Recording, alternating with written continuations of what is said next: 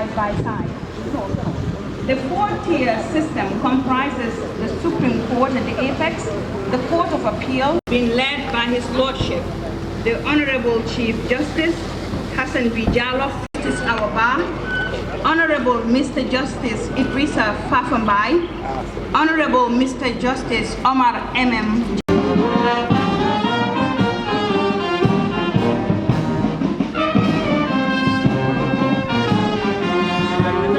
Gitu bang.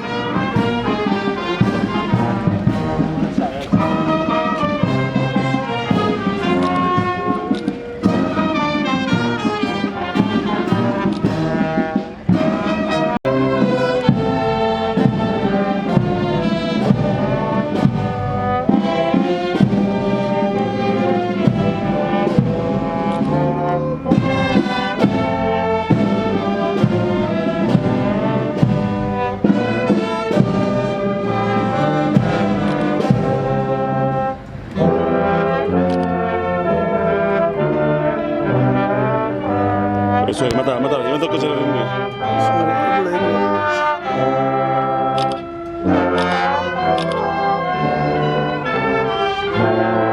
Yeah.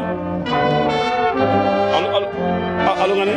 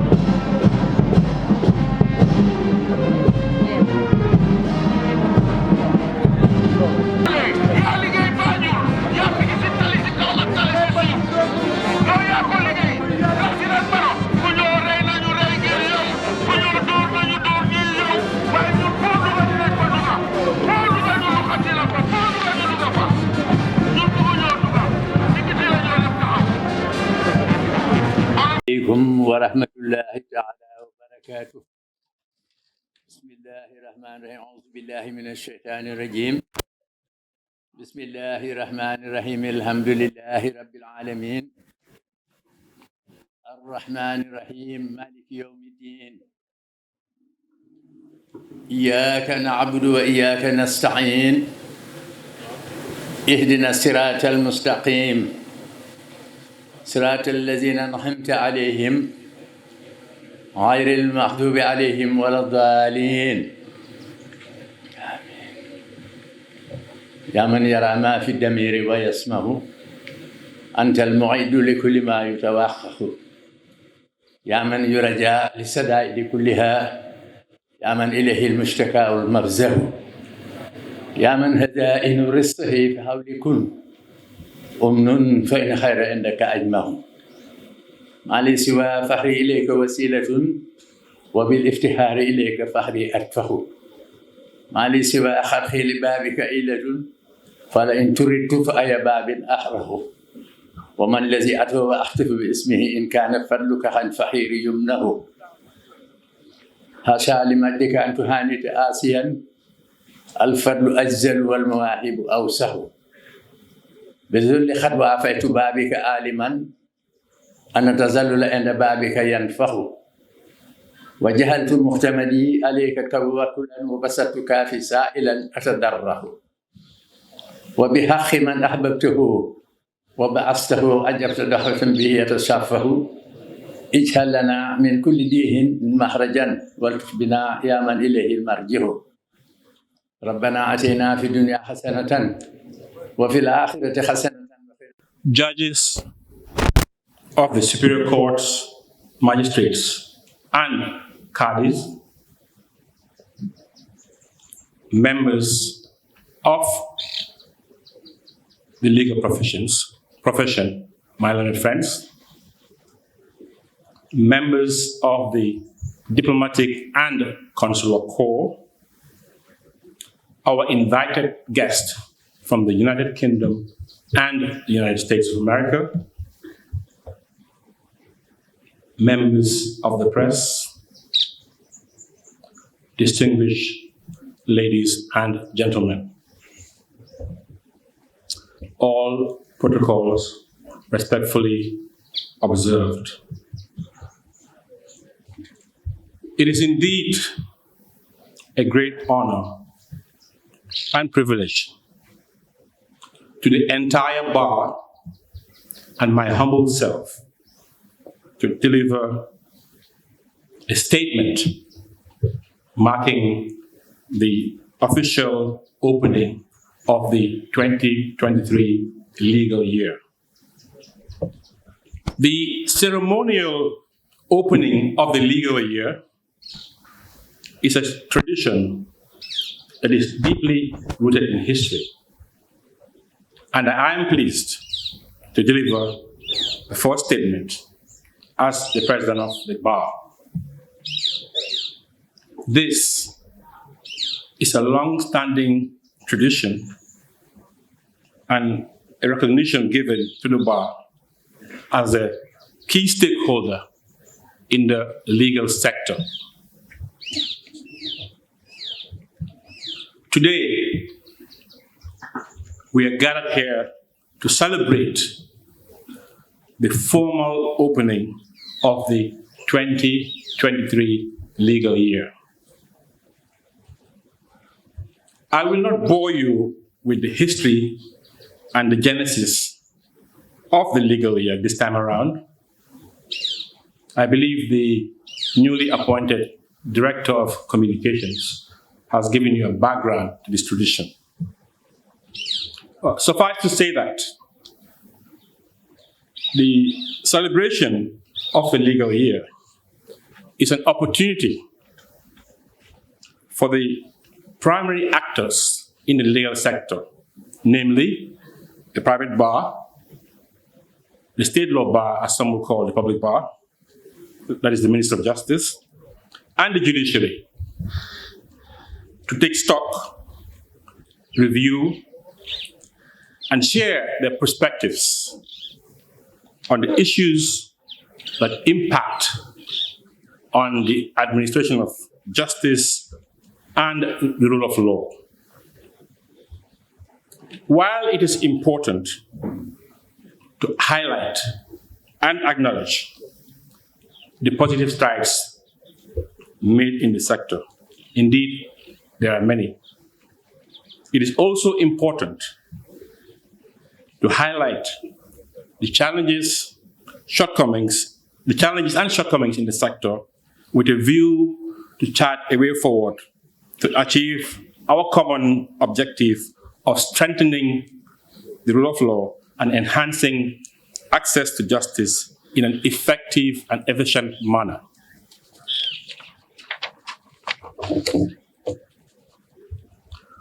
From 2017 to date, the demand for justice and accountability through the courts has increased exponentially.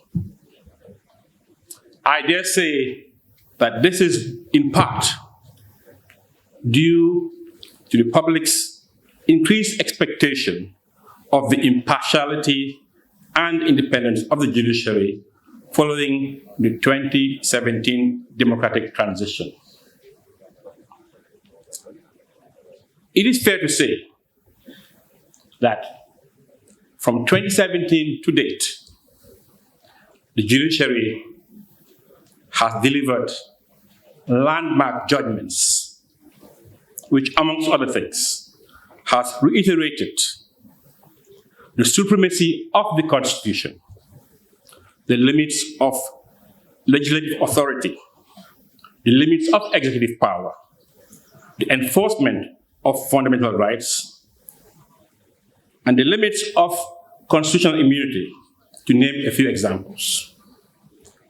These judgments, rulings, and dicta from our courts, in many ways, play a huge role in defining the contours of our nascent democracy, and importantly, help enhance the respect for the rule of law in this country. Whilst we acknowledge the positive strides made by the judiciary and the sector in general, it is important to highlight some of the challenges faced in the administration of justice by litigants in the jurisdiction. As I have mentioned in my previous statements before this August occasion previously, the road to justice is still a pipe dream for the average litigant in the country, and a long one for that matter. We still experience delays and backlogs in the system. High-profile cases tend to get expedited hearings, and are concluded in a relatively shorter period. However, the majority of cases, both civil and criminal, take an inordinate amount of time to be concluded in this jurisdiction. The delays in the conclusion of cases is even more problematic in criminal matters, especially in relation to accused persons charged with non-bailable offenses or indigent accused persons unable to fulfill bail conditions, particularly when they have no means. This further aggravates the perennial problem of backlogs in our courts.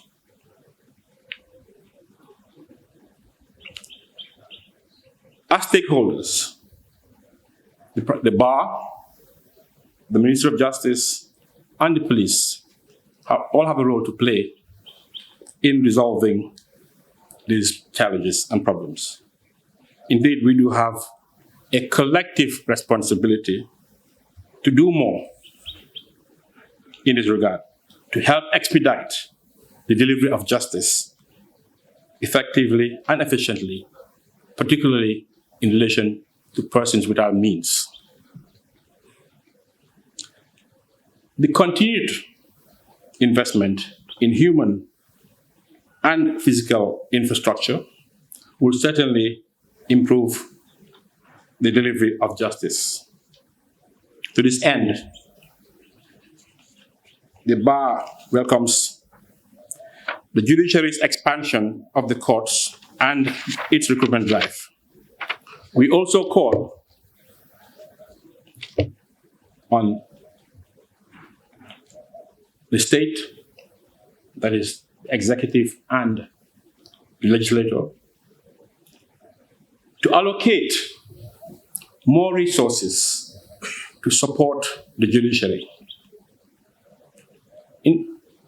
Spending in the judiciary is an investment, it's not an expense. An effective judiciary is so critical and vital. It behoves all of us, all arms of government, to ensure that the judiciary is adequately funded. Another challenge faced by litigants in this jurisdiction is the long delays and difficulties and challenges faced in the enforcement of judgments. The enforcement of judgments, particularly in land matters, is fraught with serious challenges and difficulties in the Gambia. It is not unusual for litigants to have judgments and are yet unable to enforce their judgments over a number of years, despite the exhaustion of all appeals and not. The current state of affairs with regards to the enforcement of judgments is really deplorable and needs urgent attention. Non-enforceability or undue delays in the enforcement of judgments seriously undermines confidence in the judicial processes. We are pleased to know and learn that the judiciary is cognizant of some of the challenges I highlighted and has plans to address the same.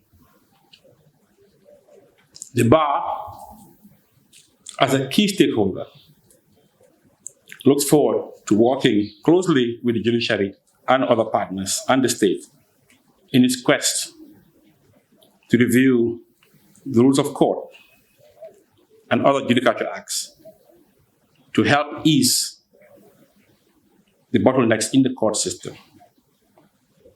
In this regard, we look forward to participating at the workshop organized by the judiciary as part of this year's legal year celebrations to look at proposals to amend the High Court and the subordinate court rules. The glass is half full, it's not half empty. The judiciary is on course in line with its strategic plan in terms of digitizing the court system. The bar indeed welcomes the piloting of computer-aided transcription systems in the courts. As you may know, in the Gambia, judges have to write proceedings by hand, and this is really not acceptable in this day and age and cause a lot of delays.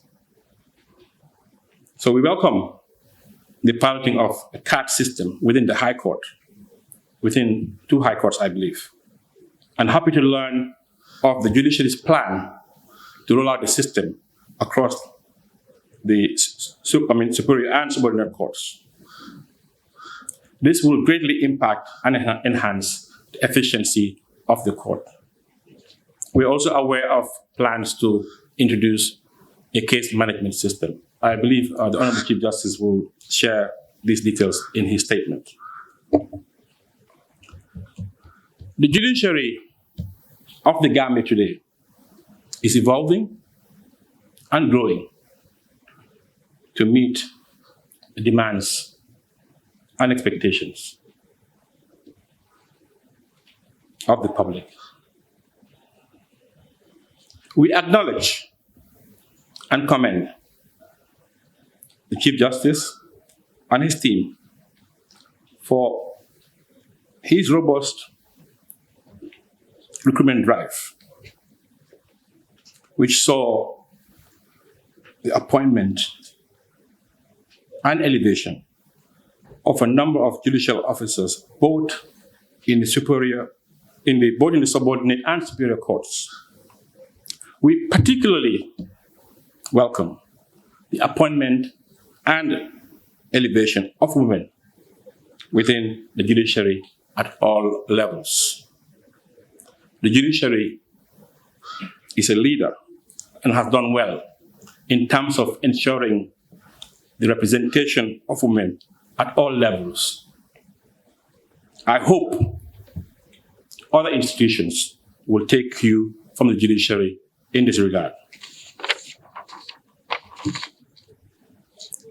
In the last year, the judiciary and the legal sector as a whole has come under enormous scrutiny and attention for many reasons. Lately, the public's confidence in the administration of justice has suffered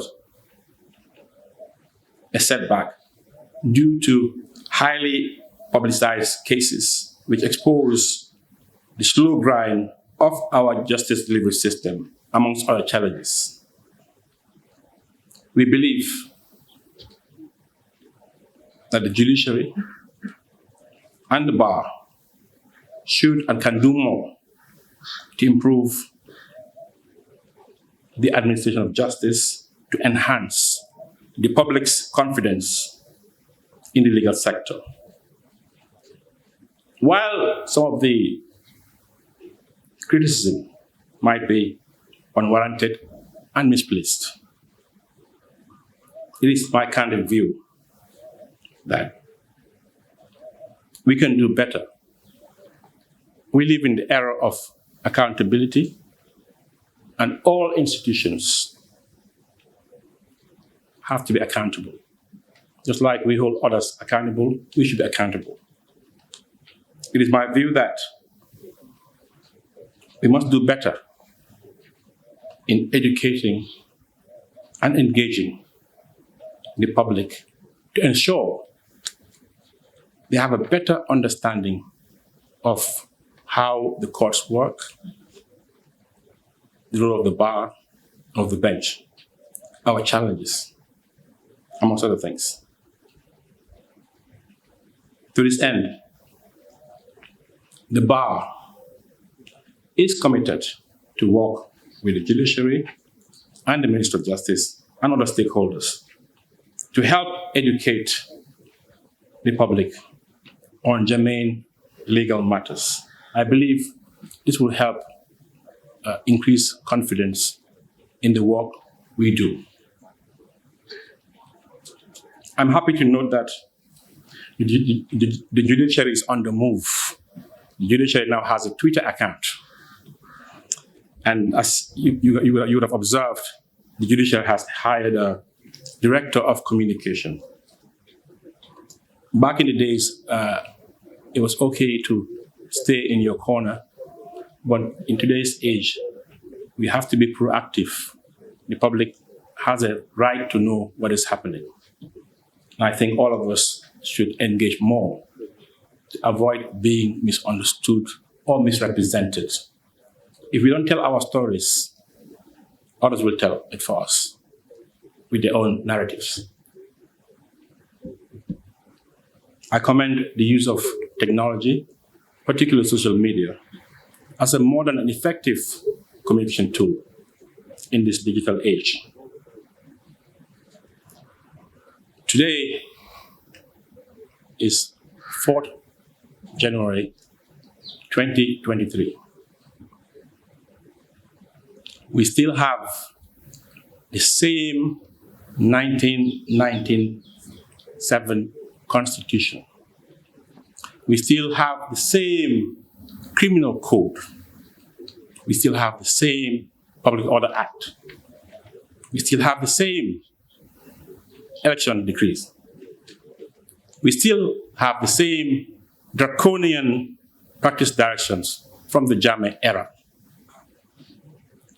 The legal order of the previous dictatorial regime is still intact and yet to be supplanted after 6 years of our transition from a dictatorship.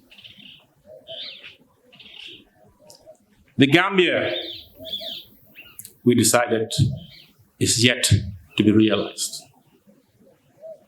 It is really disheartening and, I must say, unacceptable to maintain the arsenal of draconian laws from the Jammeh era in our books under our current dispensation. As a rule of law institution, The bar is calling for the introduction of a new constitution to replace the 1997 constitution. We're calling for the repeal of all repugnant and undemocratic laws that don't conform to international human rights norms and values. We really cannot speak of the rule of law if we continue to rely on a body of laws that were really designed to perpetuate a dictatorship. In conclusion,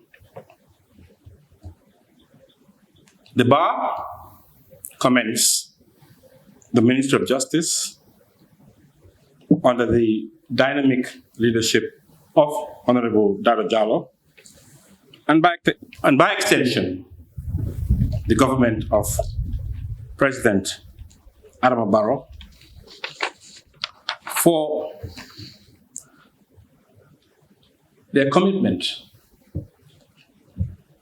to establish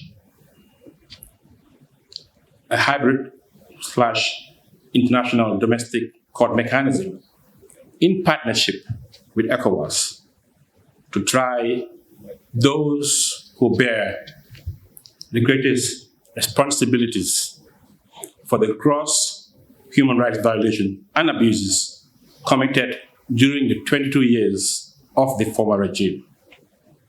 We're happy to note that the Honorable AG, representing the executive, has already engaged the ECOWAS Commission to take steps towards the establishment of this court. This is a testament of the government's commitment to ensure the proper prosecution of perpetrators who committed crimes against Gambians and non-Gambians, both under domestic and international law. We have a duty to ensure we see this through. Today, as a country, we are a champion. We are championing the rights of the victims of Myanmar. Charity begins at home. The bar will continue to support and complement the efforts of the government in the implementation of the TRRC recommendations, particularly in the area of criminal accountability. As I mentioned earlier, the Gambia has really made a name globally. I was opportune to be invited by the Bar Council of the UK as the keynote speaker on the topic of our transitional justice.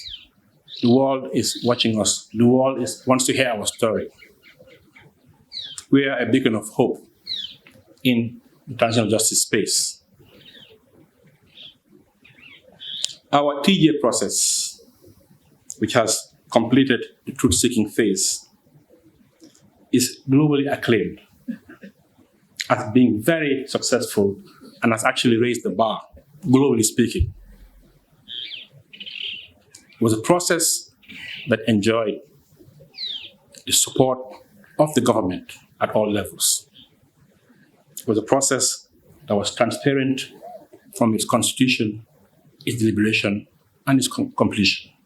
It was a process that was transparent, inclusive, and participatory. Now that we've done with the truth-seeking, and the government has issued a white paper, it is imperative to ensure that, amongst other things, there's justice and accountability for the atrocities committed against Gambians and other West Africans. For without justice, reconciliation will be a tall order. There cannot be a meaningful truth-seeking process, there cannot be meaningful reconciliation. There cannot be meaningful healing in the absence of addressing impunity and the question of accountability. We must make sure that never again, it's not just a hashtag or a slogan, but it's a reality for generations of Gambians to come. It is important to ensure that the implementation of the white paper transcends partisan politics. I qualified partisan politics because everything is political. So obviously, we require parliament, and that is a political process, but we must look at this with the lenses of red, white, blue, white, green. The quest for justice and accountability must be recognized as an integral part of our country's future to ensure we really come to terms and have closure with our brutal past and all its effects, and say no to impunity once and for all. In this regard, I call on Your Excellency, President Adama Barrow, to personally champion the implementation of the white paper recommendation to ensure that we have genuine reconciliation and accountability. Your Excellency, in December 2016, we turned to a new chapter when we decided to put out dictatorship and tyranny under your leadership, under your courageous leadership. The last leg of the journey is to ensure that Gambians will never again be subjected to brutality and abuse by anyone or system. This we owe to generations of Gambians to come. I thank you all for the Gambia, our home land.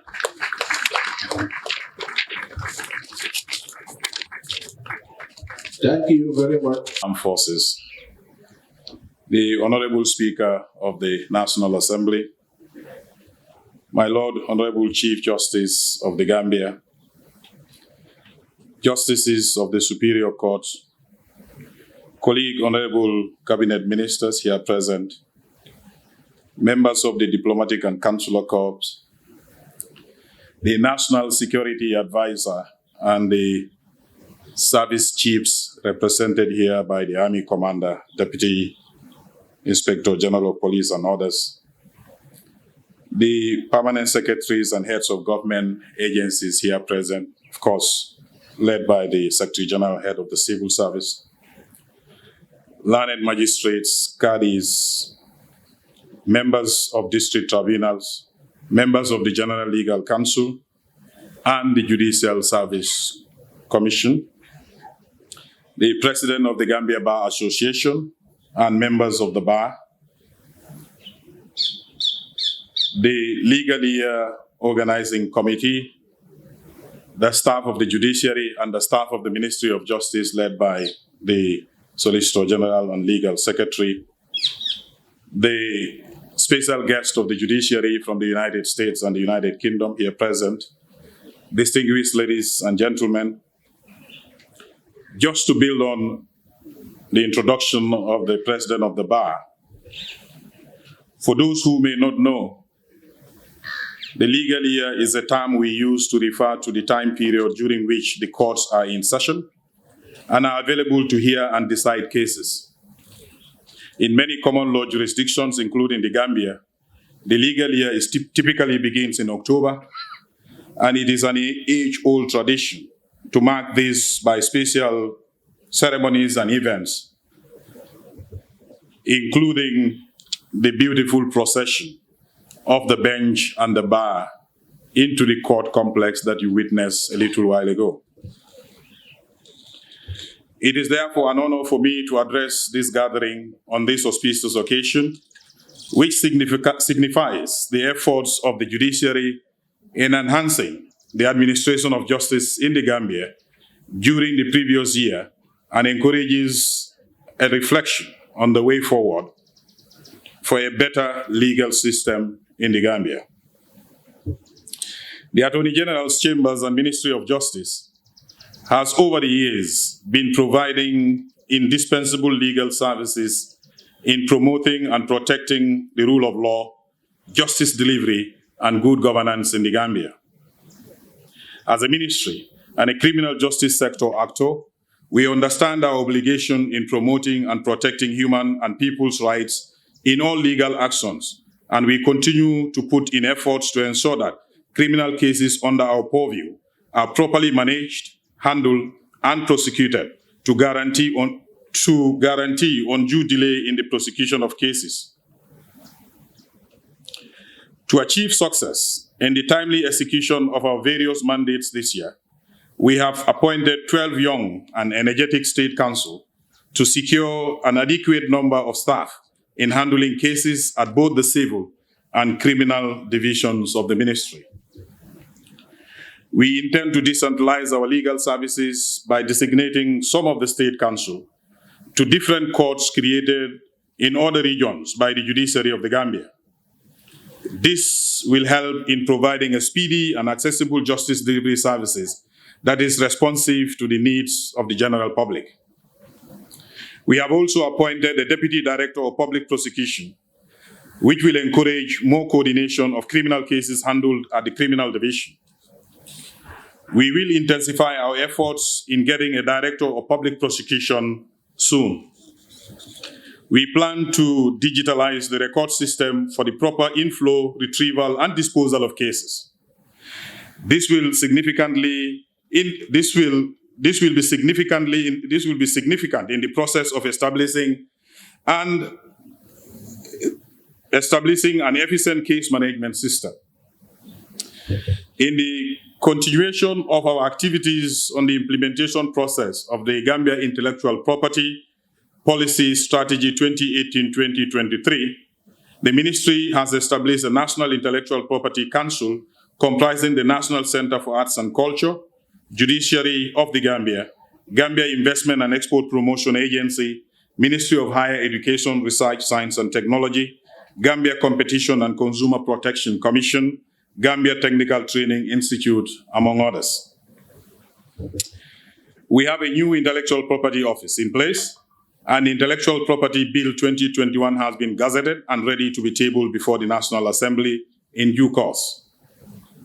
Another recent development in regards to the improvement of our intellectual property system is the collaboration with the Africa Regional Intellectual Property Office, ARIPO, on a sensitization workshop on the ARIPO e-service platform with IP attorneys and IP agents in the Gambia.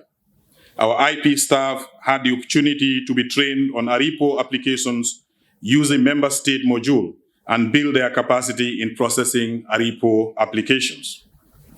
This is geared towards the development of intellectual property in the Gambia, which will encourage invention and a high level of creativity, especially by our youthful population, as well as generate revenue for the government. Your Excellency, my lords, my ladies, distinguished guests, ladies and gentlemen, there is also an ongoing ratification process of 5 prominent copyright and related rights treaties, which is at an advanced stage that Cabinet has approved the process. The Gambia continues to take leadership positions at ARIPO, and we were successfully elected as chair of the IP Technical Committee. With respect to the deeds registry, we intend to link the archives in the system so as to have a complete record of all the registered deeds taken since inception of the deeds registry. With the support of the World Bank, we also plan to digitalize the system to enhance transparency and efficiency. The Department of Curator of Intestate Estate is also striving in its mandate to administer estates of deceased persons. In 2022, the department opened 426 beneficiary files and successfully closed 225 files. Efforts are being made to digitalize the filing system of the department to increase its efficiency, productivity, and ensure beneficiary satisfaction. Moreover, there have been major developments at the company's registry, which houses the single window business registration. Part of what we embarked upon in 2022 was the extension project to cater for a proper store for filing of the documentation. This project, when completed, will enable the office to effectively keep records and conduct searches on registration of businesses, partnerships, and associations. In addition to the said extension project, we have secured office spaces in Basse and Brikama respectively. The move to extend our services to the doorstep, so the move to extend to Brikama and Basse is in line with our policy to bring business registration services to the doorsteps of all Gambians as envisaged in the Companies Act of 2013 and the Single Window Business Registration Act of same year. We also have plans to upgrade the e-registry platform to cater for other filings which are provided for in the law but could not be done because the system that was installed in 2014 was not adaptable. The upgrade, when completed, will cater for online registration as provided for in the Single Window Business Registration Act and will facilitate easier business registration. It is part of our plans to embark on sensitization campaign with respect to registration of businesses as awareness is still on the low end regarding procedural steps of registering businesses in the Gambia. Your Excellency, my lords, my ladies, distinguished guests, ladies and gentlemen, you may all recall that in May 2022, the government, through the Attorney General's Chambers and Ministry of Justice, successfully published the white paper on the TRRC report. The Attorney General's Chambers and Ministry of Justice understands the concerns of the public in terms of implementation of the government white paper. However, it is for the greater good of this country that we address the atrocities that happened in the past tactfully. I affirm that my ministry has made significant progress for the effective implementation of the government white paper and in ensuring that the rule of law prevails. In December 2022, we successfully launched the multi-stakeholder monitoring committee on the implementation of the TRRC recommendations together with the National Human Rights Commission, UN Gambia partners, and civil society organizations. Steps are also being taken to develop and design our own accountability mechanisms, which will focus on greatly encouraging the participation of victims in seeking justice and accountability. Since the publication of the white paper, government is currently in the process of preparing its implementation plan, which will be launched during the fourth quarter of this year. In the form of an international stakeholder donor conference. In the interim, the government has finalized consultations and has drafted the Victims' Reparation Bill to create an independent body that will continue to administer reparations for victims. The government is similarly in the process of setting up an interim medical board to review and provide emergency medical care for victims of human rights violations, particularly the victims of April 10 and 11. In the area of accountability and justice, the government is currently working with ECOWAS towards setting up a hybrid court for prosecutions. While awaiting the launching of the implementation plan to guide the overall implementation process, the Ministry of Justice is actively implementing the white paper, especially recommendations that do not require significant financial resources to be implemented. It is commendable to note that the ministry is playing a key role in the prosecution of some of the junglers in the United States of America, Switzerland, and Germany for human rights violations they committed during the Jammeh regime, details of which were discovered by the TRRC findings. The ministry has been relentlessly assisting in the prosecution of these junglers in the stated countries by providing information of witnesses, evidence, and we have expressed our commitment to provide further support in the successful prosecution of the said junglers. It is important to highlight that we may be geographically small as a country, but the fact remains that we stand tall in the international community when it comes to promotion and protection of human rights. An example can be seen in the case of Gambia versus Myanmar, in which Gambia filed a case against Myanmar in 2020 at the International Court of Justice to prevent further acts of genocide against the Rohingya in Myanmar. Recently, the ICJ totally rejected Myanmar's preliminary objection to the court's jurisdiction and affirmed the Gambia's right as a state party to the Genocide Convention to hold Myanmar to account to its obligations under the convention. This means that the case will proceed to its full merits, and the Gambia continues to show its commitment to proceed with the case. In Geneva, the Gambia continues to play an active role in all the deliberations of the UN Human Rights Council as one of the 13 sitting member states from Africa. This is the forum where all matters relating to the promotion and protection of human rights around the globe are discussed. To this end, I have posted a senior state council to Geneva to enhance the capacity of our Geneva mission in discharging our mandate to the UN Human Rights Commission or Council. Therefore, on behalf of His Excellency the President, I hereby reaffirm this government's position to be at the forefront of defending the fundamental rights of people and fulfill our obligations under international human rights law. The ministry has also shown great concern with respect to victims of crimes, especially women and children, who are mostly vulnerable in cases of sexual and gender-based violence.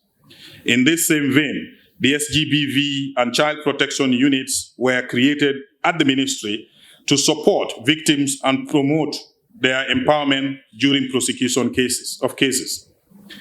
In 2022, the SGBV unit of the Ministry of Justice, through the support of the United Nations Development Programme, embarked on a sensitization tour in Janjambure in the CRR and Basse in the URR. Unit was able to bring a total number of 200 people together from the communities. The participants include village elders, youth groups, men and women of the community. The discussions focused on the rise of SGBV cases and how we can collectively contribute towards the fight. The unit took the opportunity to enlighten the participants on the legislations in place, as well as the cultural misconceptions on SGBV, and encourage the reporting of SGBV cases in a timely manner. The participants were also engaged on the importance of preserving evidence in order to attain a conviction against perpetrators. This year, the SGBV unit intends to initiate a radio program and conduct school outreach programs geared towards educating the masses on sexual and gender-based violence. Our goal is to be well capacitated to provide a structured safe haven for victims and have our own professional psychotherapists who will be crucial in providing psychosocial support to the victims during witness conferencing sessions and witness testimonies in court.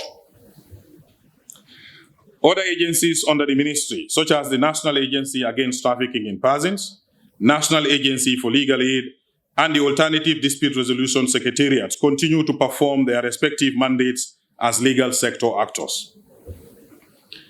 NATIB continues to improve in investigations of suspected and reported cases of trafficking in persons and other organized crimes. I'm happy to inform this gathering that in 2022, the Gambia has been upgraded to Tier 2 from its previous Tier 2 watch list status. Like other forms of transnational organized crimes, trafficking in persons is not only a lucrative industry, but it is also a complex and constantly evolving phenomenon, which has become even more complex and challenging to detect as criminals increasingly adapt and modify new ways to exploit victims. Government is committed to work with partners to study and examine the driving factors that provide the incentive for this menacing practice to flourish and strive. His Excellency, the President, has recently appointed a new chairperson of the Board of Directors of NATIB. And even more recently, the President has just appointed a new Executive Director for NATIB, while the current office holder will be redeployed. At this juncture, I must pause to thank the outgoing Executive Director for her long dedicated service to the agency. But I must also thank the Honorable Chief Justice for allowing us this time around to go anti-clockwise, to tap from the judiciary. By this I mean the new Executive Director of the agency was poached from the judiciary. With a new board chairman and a new Executive Director, it is our strong belief that NATIB will build on the momentum in our fight against trafficking in persons by making all efforts towards ensuring that the Gambia is ranked Tier 1. This government has a zero tolerance for trafficking in persons, and let me be clear about this once more. All those individuals who are involved in any form of trafficking in persons must entertain no doubt that the law will catch up with them sooner or later. We are coming after you, and you will be apprehended, prosecuted, and punished for your egregious crimes. The only way you can avoid this is to quit and dismantle all your criminal syndicates. The Gambia Agency for Legal Aid, NALA, has been relentlessly providing legal representation to accused persons who are charged with capital offenses and could not afford a lawyer, as well as child offenders. In 2022, NALA appointed lawyers to enhance capacity in providing efficient legal services. In the recent past, government, through my ministry, has provided NALA with 3 vehicles, 1 brand new and 2 used vehicles, strong vehicles, to boost their dilapidated fleet. We hope this will go a long way in supporting NALA to discharge their mandate to the needy members of our community. Access to justice, to free and fair trial within a reasonable time is a constitutional right, and the right to legal representation is a critical part of this equation. The Alternative Dispute Resolution Act of 2005 establishes the Alternative Dispute Resolution Secretariat in the Gambia in conformity with international rules of arbitration, conciliation, and mediation.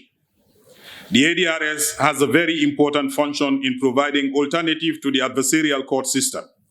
The overall objective is to facilitate access to justice in a speedy, efficient, and in a more conciliatory environment. The ADRS has, in the recent past, suffered from lack of stable leadership, but I am pleased to report that we have managed to surmount that challenge now with the recent appointment of a new substantive executive secretary who assumed office last month. As we count on her to quickly turn around things, it is in this very important agency, we wish her every success in her new assignment.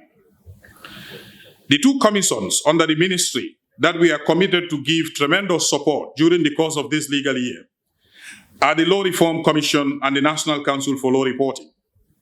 The former will be capacitated to take a lead role in our ambitious legislative reform agenda, while the latter will be supported not only to bring up to date the huge backlog of unreported case law, but also to go digital and make our stare decisis more accessible and user-friendly. This will enable the Council to also raise the much-needed revenue to continue to discharge its mandate. We thank the entire UN system, the ECOWAS, the European Union, USAID, and our bilateral partners for their continued support to the legal and justice sectors in general, and in particular to their support to the transitional justice program of the country. We hope that the mutual relationship we have built over the years remains strong. I extend special thanks to the President of the Gambia Bar Association, and through him, the entire membership of the Bar, for their continued support and cooperation. I also thank the Honorable Chief Justice, and through him, the entire judiciary, from the judges of the superior courts to cadis, master and serif, magistrates, district tribunal members, and all categories of support staffs of the judiciary. Your Excellency, Honorable Chief Justice, I cannot conclude without specifically thanking my team, led by the Solicitor General and Legal Secretary, Mr. Hussein Tomasi. The professional staff of the Ministry of Justice are phenomenal.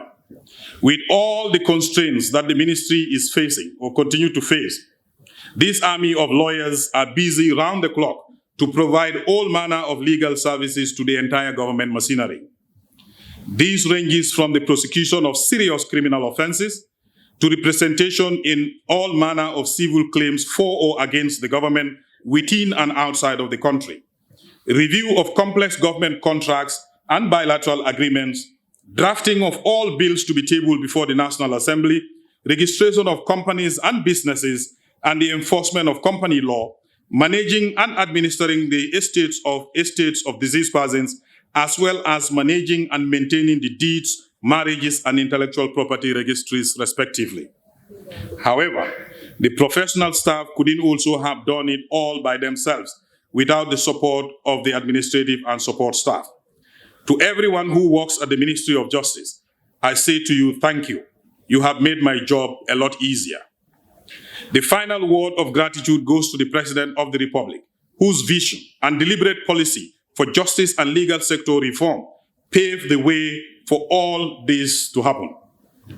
Your Excellency, we thank you, but we also encourage you in telling you that you are on the right path in placing rule of law above rule by man. And this nation will remember you for restoring rule of law. In conclusion, to sum it all up, we wish to reaffirm our commitment as a ministry to continue to work with key stakeholders, such as the Judiciary of the Gambia and the Gambia Bar Association, in providing access to justice and always defending the rule of law and respect for human rights. Thank you all for your kind attention, and I wish you all a successful legal year.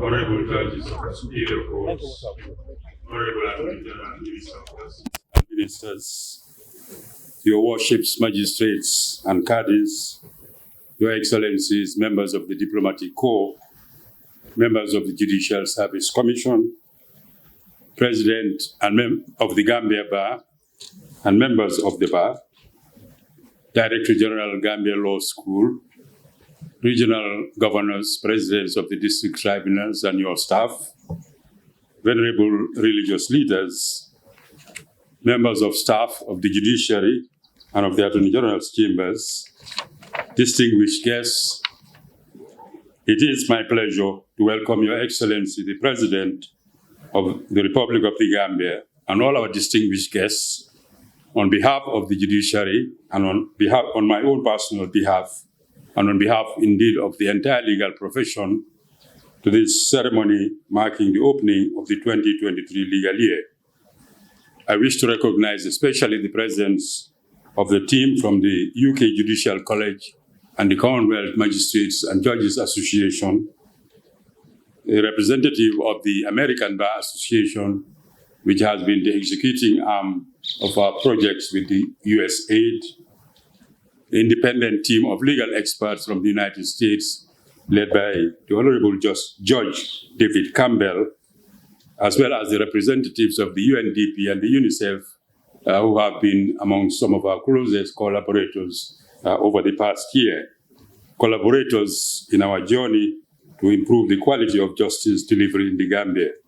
We are indeed all very grateful for your presence here with us today. The opening of the legal year continues to be an occasion for stock-taking of the performance of the machinery of justice, the challenges we face, and an occasion also for reflection on how to resolve those challenges. It will not be different this year. Today's ceremony will therefore be followed by a number of other activities during the week, amongst them the recall to the Gambia Bar tomorrow morning of 72 students, of whom 34 are Gambians, students who have completed successfully the vocational stage of their training as lawyers, as legal practitioners, and who are now poised to embark on their pupillage of practical service before they are registered as legal practitioners. We will have also a two-day workshop to review the rules of procedure and practice of the High Court as well as the subordinate courts, funded by the USAID, as part of the project to make the process of the courts more efficient, more user-friendly, and better geared towards the speedy hearing and determination of cases. A workshop on effective case management will be facilitated by the Honorable Judge Campbell and his team from the USA, which is designed to enhance the skills of judicial officers, judges, magistrates, caddies, as well as of lawyers in the management of cases from their respective positions. The Judicial College will continue to assist us on the sentencing issues, providing some training for magistrates on the use of the sentencing guidelines, as well as on the management of vulnerable witnesses, together with a forum on business and human rights for judges. The district tribunal members and their scribes will not be left behind. There will be a training workshop as well for them on Monday afternoon. This training program for the tribunals will just be a beginning.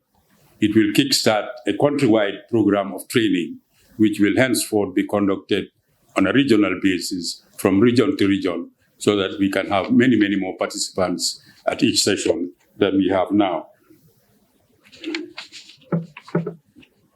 Infrastructural developments within the judiciary will be reflected in the program through the handing over by the respective local authorities of sites in Brikama Western Region and in Kerewan, the North Bank region, which are earmarked under the strategic plan for the construction of major court complexes. But the principal highlight, which we all look forward to, will be the inauguration of the newly completed court complex in Bundung on Thursday. It is expected to be able to accommodate high court judges, magistrates courts, as well as caddy courts. So we look forward to a very busy and productive week following today's ceremony. Your Excellency, distinguished guests, the mission of the judiciary, of course, remains constant. That is to ensure a fair, impartial, and timely delivery of quality justice by a competent, motivated, and committed institution and its staff. So does this core activity that also remains constant, and that core activity is to adjudicate on disputes, to hear and determine cases fairly and expeditiously without unreasonable delay. But the size of the workload of this core activity is constantly on the rise. Last year, in the year 2022, the total number of 11,568 cases were filed in all the courts in the country, starting from the Supreme Court, Court of Appeal, High Court, going down up to the district tribunals. This represents a significant increase of 30% over the previous year of 2021. There's a very, very huge increase in the number of cases. It may be a mark of confidence, perhaps in the judiciary, but it also is an indication that perhaps we need to look at other measures, explore other measures at dispute resolution. In 2022, of the 11,568 cases which were filed, the courts were able to dispose of a total of 6,800, and this represents 58% of the workload, and an increase of close to 2,000, that is 1,978 cases over the number of cases concluded in the previous year, 2021. So the workload has increased by 30% from 2021 to 2022. But at the same time, the rate of disposal by the courts has increased by close to 2,000 cases from 2021 to 2022. I would like to congratulate all the judicial officers and their staff for this commendable achievement under challenging conditions, as well as the members of the bar and indeed litigants and witnesses who have contributed to this remarkable achievement. We have observed, however, Your Excellency and distinguished guests, that the majority of the case workload of the courts, especially of the superior courts and sometimes of the subordinate ones, particularly district tribunal level, relates to civil matters. And a significant portion of them are land disputes from the West Coast region. Some of the land disputes involve communities, some emanate from the alleged activities of estate agents. Land is undoubtedly a very precious and scarce resource everywhere, but especially in this very little Gambia. Unresolved disputes, land disputes, can have an impact on communal peace and stability.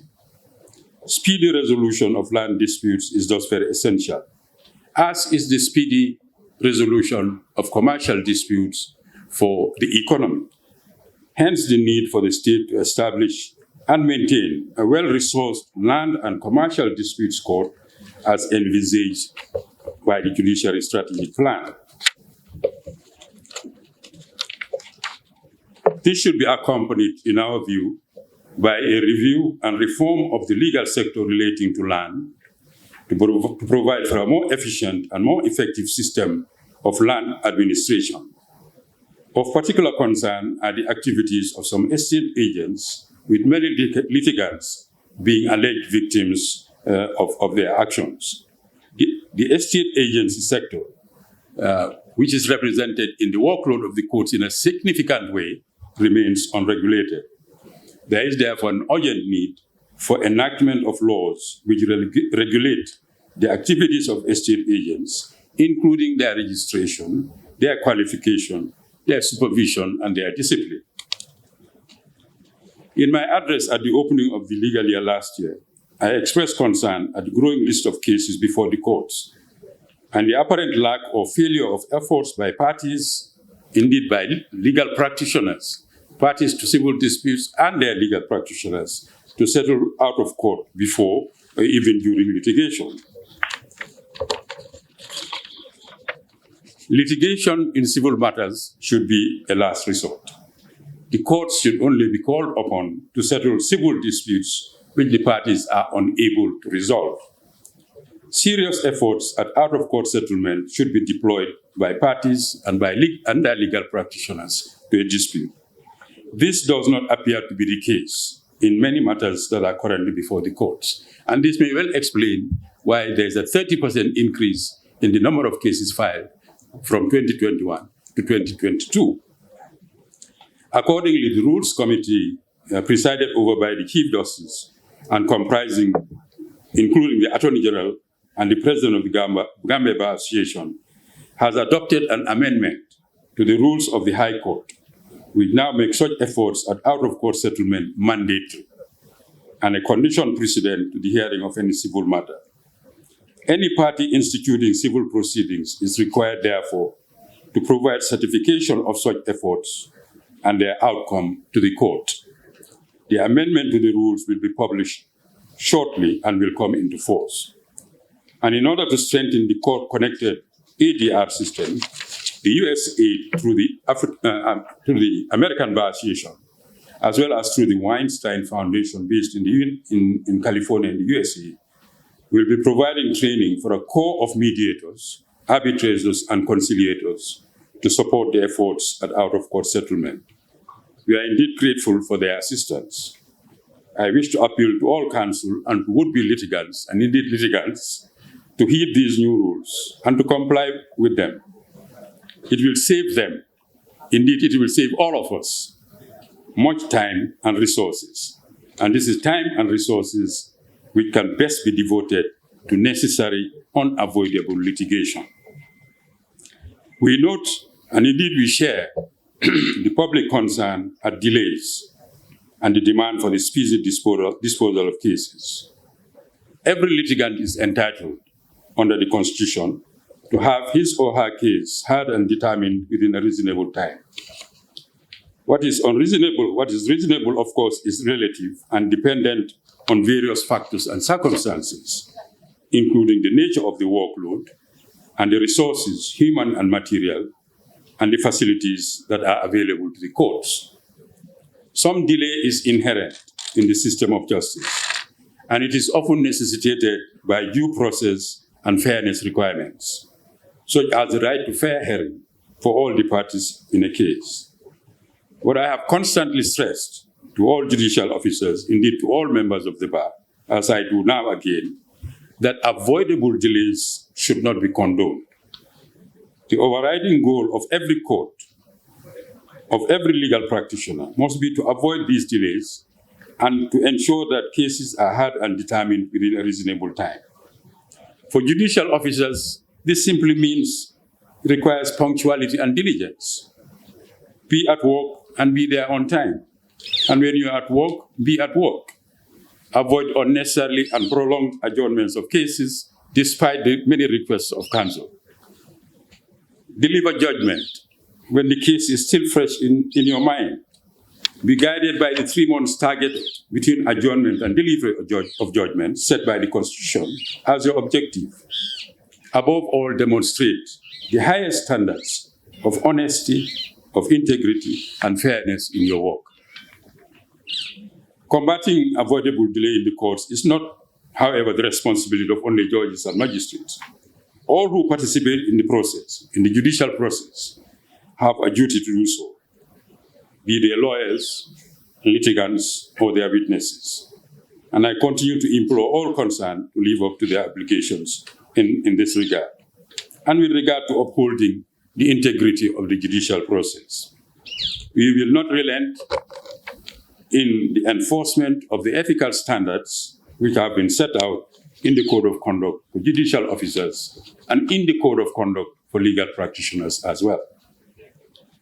The efficient management of criminal cases continues to be our major objective, particularly those of accused who are in pre-trial detention or on remand. The practice which was instituted of setting aside specific periods of the year for all the courts to focus on the criminal cases continued in 2022 with the holding of 2 such special sessions. That practice will continue as it has proved useful in dealing with these cases. I propose to supplement that practice with 2 additional measures to be promulgated in practice directions to be issued by the Chief Justice pursuant to Section 143 of the Constitution shortly. Following consultations with relevant stakeholders, I will shortly be setting up a Judiciary Prisons Visiting Committee, which will be mandated to visit and audit the remand wings of the prisons and also cases of prisoners on appeal every 6 months, and to report to the Chief Justice on instances of prolonged detention and recommend remedial measures accordingly. The audit will assist in ensuring that accused persons do not linger in prolonged custody without being brought to court. I will also be issuing a practice direction to judges and magistrates, requesting them to consider and decide on granting bail or discharging the accused person where the prosecution has failed to proceed diligently with a case 90 days after the institution of proceedings. This is intended to encourage prosecuting authorities to proceed more expeditiously and more diligently with the cases of those who are charged and remanded into prison custody. Your Excellency and distinguished guests, the objectives and goals set out by the Judiciary 5-year strategic plan, which Your Excellency launched 2 years ago, continue to guide the development of the judiciary. Securing a conducive work environment through appropriate physical infrastructure, development of adequate human resources to deliver justice and to manage the judiciary, review and reform of rules of procedure and practice to ensure that they are best suited to delivering quality and timely justice, harnessing modern technology to enhance efficiency, enhancing access to justice for all countrywide. In this respect, the past year has witnessed the renovation and rehabilitation of existing court structures countrywide, including at Basse, in Bansang, Mansakonko, Brikama, Carnival. The completion of the new law courts building commenced in Bundung 2 years ago will provide additional courtroom space for high courts, magistrates courts, and Kadi courts. Entirely funded by the Gambia government, it is a very significant contribution to the implementation of the strategic plan. And I'm pleased to convey our appreciation and congratulations to His Excellency the President and his government for this achievement. It is indeed the only major significant investment in the infrastructure of the courts since this complex where we are today was inaugurated by His Excellency the then President Sadaura Kairawa Jawara in 1992. Since then, until now, we hadn't had any significant investment. The demand for more space in the judiciary nonetheless remains. More courtrooms, more office space, and specialized buildings for securing the archives and court exhibits, including a court complex for Brikama in the Western region, which is our largest court jurisdiction. Discussions are currently ongoing with a potential donor for financing those projects. We are indeed very, very optimistic that this new legal year 23 will see the commencement of some major infrastructural projects for the judiciary to meet some of these foregoing needs. Your Excellency and distinguished guests, the capacity of the judiciary's human resources continues to be strengthened through recruitment and training. The recent recruitment of a project coordinator and a monitoring and evaluation officer is expected to assist the judiciary in the execution of its strategic plan and also of other projects.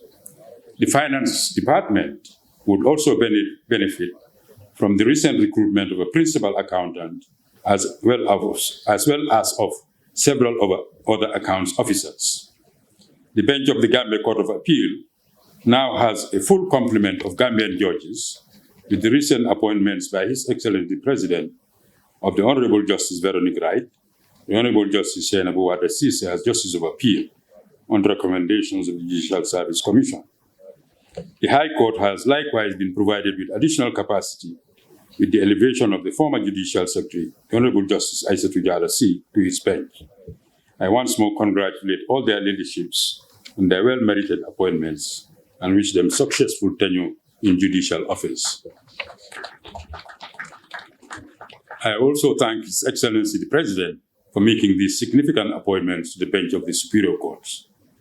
The recent appointment of a Director of Communications, and we felt her presence here today already, in the person of Fatmata Cham, will we expect enhance the judiciary's outreach and public relations, as well as public awareness of the activities of this arm of the state.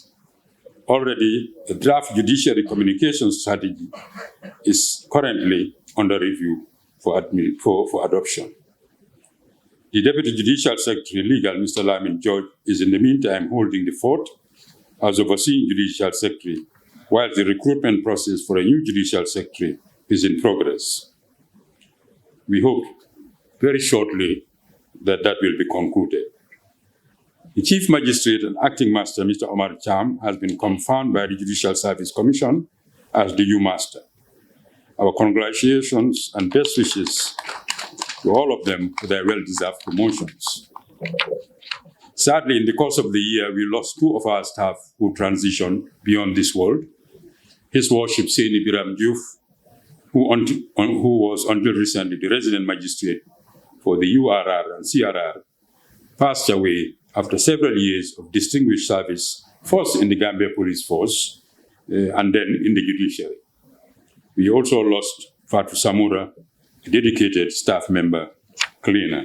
May Allah subhanahu wa ta'ala grant them al-ajana and to all believers. Our condolences once more to the loved ones that they left behind. A significant number of training activities have been undertaken and delivered locally by the Judicial Training Institute under the direction of the Honorable Justice Awapa, who will now be assisted with a newly recruited program officer, and we expect that this will this will assist the institution in designing and implementing its programs. Amongst the programs delivered in the past year has been the preparatory training for magistrates and legal researchers for the High Court bench.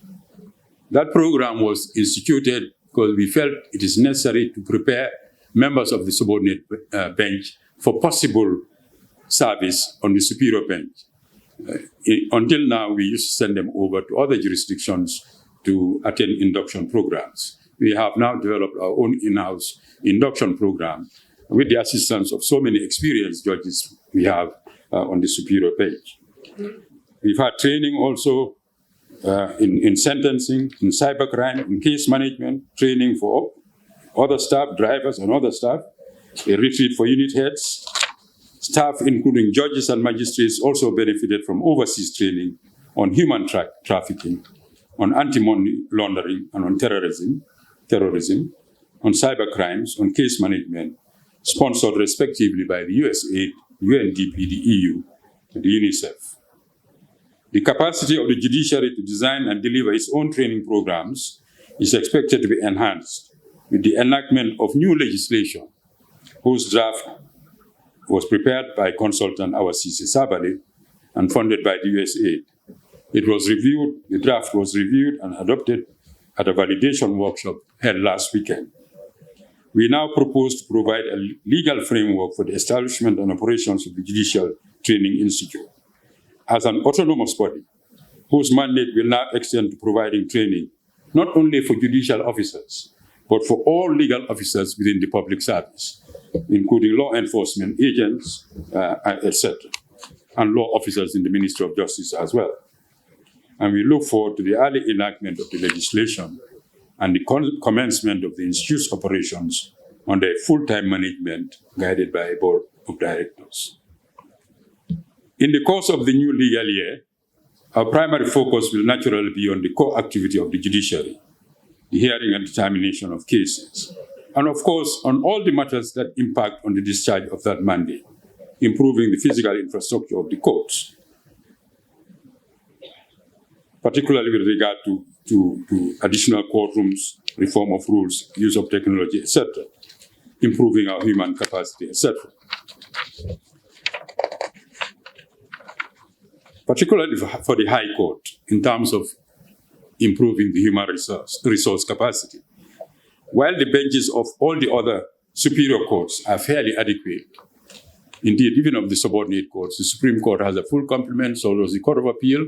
The subordinate courts are well staffed at the moment, adequate and stable with local judges and local judicial officers. The High Court continues to experience a high number of vacancies. The High Court jurisdiction is a very important point of the legal system, with the court exercising an appellate mandate from the decisions of the subordinate courts, an original jurisdiction in all civil and criminal matters, and an exclusive original jurisdiction in respect of all alleged violations of the fundamental rights guaranteed by the Constitution. If a strong bench with a full complement of judges is required for such a heavy jurisdiction. In the months ahead, efforts will be made to fill the existing vacancies on the High Court bench with the recruitment of qualified and suitable Gambians as judges of the High Court. We look forward to more interest in serving on the bench from legal practitioners, particularly from the private legal sector, and I hope we can expect some of them to cross over. The use of technology in the court process has intensified in the past year in order to reduce and ultimately eliminate reliance on longhand recording of court procedures, and I think you heard on this from the President of the Bar. With its numerous adverse effects, the judiciary, with the assistance of the UNDP, has introduced and installed a computer-aided transcription system in 3 high courts and in the Court of Appeal on a pilot basis. The USAID, through the ABA, is assisting us in rolling out that system to all the superior courts and eventually expand the system to support all court activities and functions by digitalizing key judiciary processes and procedures, from the filing of cases to the delivery of judgment. The process for recruiting a consultant for this expanded phase of this computer project is already at an advanced stage. In addition, the judiciary has, in the course of the year, received substantial donations of computers, printers, and photocopiers from the UNDP and the UNICEF to assist our operations. We wish to record our great appreciation to them for such assistance. Your Excellency, Mr. President, when your government issued a white paper last year accepting the recommendations of the TRRC, it opened up a chapter in the workload of the judiciary for the trial of those persons who allegedly committed serious crimes and violations of the rights of others during the period investigated by the TRRC.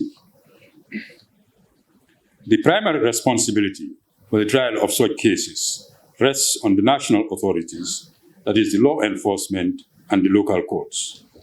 Foreign state or international jurisdictions often have a welcoming role to play, too, particularly in respect of cases where for legal, jurisdictional, or other factors, the national authorities are unable to discharge their primary responsibility. I understand in this context, as the Attorney General has mentioned also, that there is ongoing consideration for the establishment of a hybrid or internationalized court for the prosecution of some of the cases. This is very welcome as a complement to the local judiciary. Our courts have already been active at various levels, in the High Court, in the Court of Appeal, and the Supreme Court, in some of these TRRC cases, with the trials and ensuing appeals in the cases of State versus Yankuba Toure and the case of State versus Yankuba Baji and others, as well as on the constitutional immunity issues involved in the Yankuba Toure case. Ensuring accountability for the crimes identified by the TRRC will create a substantial additional workload for our courts.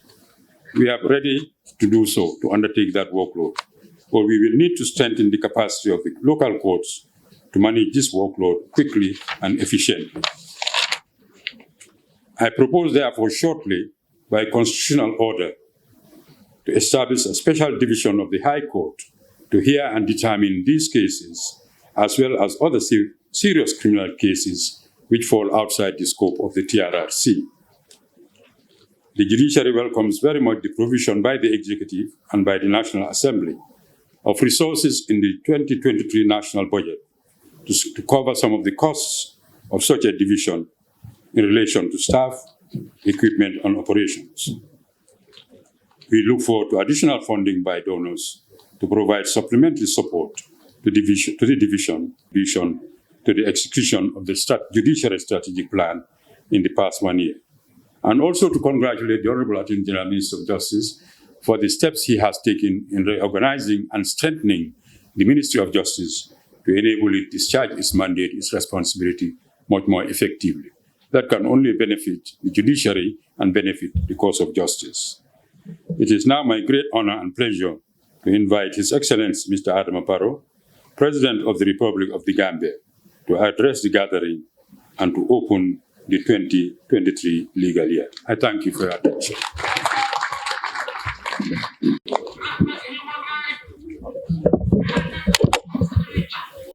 Of the National Assembly, my Lord, the Honorable Chief Justice,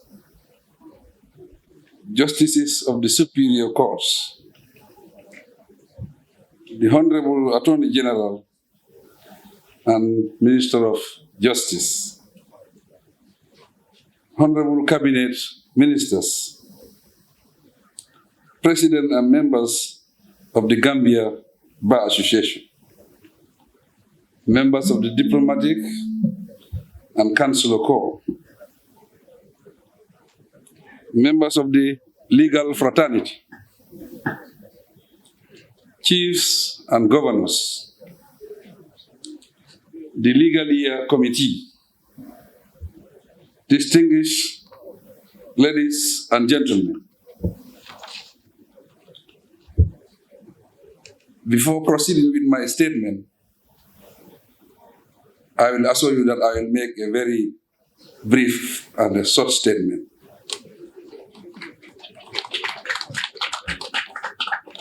That will be different from our friend from the Bar Association, the president of the Bar Association.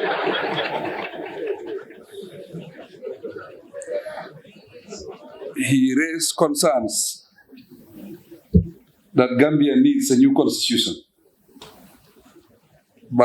I want to assure him and the people gathered here and the entire Gambian people that will provide them with a new constitution. It will be a new constitution, a constitution that we will call the Constitution of the Gambia, but not a constitution that will target individuals.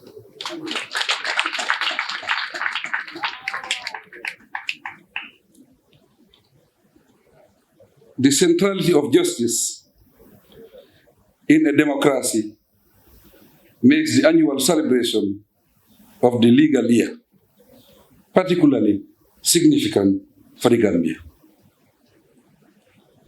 The occasion gives us the opportunity to review our performance within the legal sector and look ahead to plan better and work harder to address our shortcomings and reinforce our strengths. For this purpose, I will briefly make specific references to exemplify our commitment to justice and the law. Over the years, my government took gains, strives to uphold good governance, democracy, and the rule of law, especially with regard to separation of powers between the three organs of government. In doing so, we have accomplished a lot towards the establishment of justice and the provision of legal services through the Ministry of Justice. Especially, my government considers the white paper on the findings of the Truth, Reconciliation and Reparation Commission, TRRC, as a major part of our national transitional justice process, and we hold ourselves duty-bound to implementing it in a transparent manner.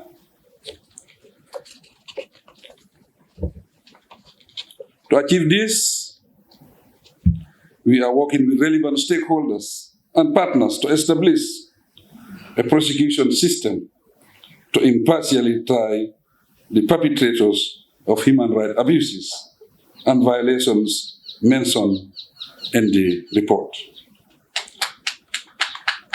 The white paper also contains the government express decision to set up a special prosecution office mandated to investigate and prosecute accused persons within its terms of reference.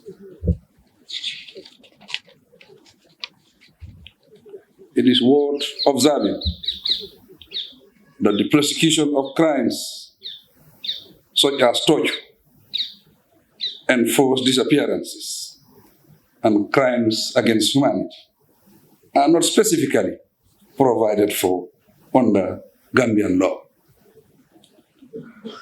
To deliver justice, therefore, we propose to develop a special judicial framework and create a hybrid court to try perpetrators whose offenses amount to international crimes. We will pursue this in agreement with our obligations under customary international law.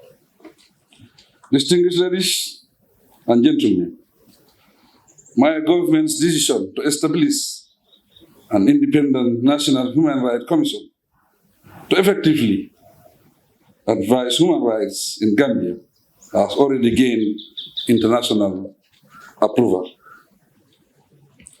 The Commission has attained an A status accreditation with the Global Alliance for National Human Rights Institutions, which is indeed a historical milestone in our transitional justice process.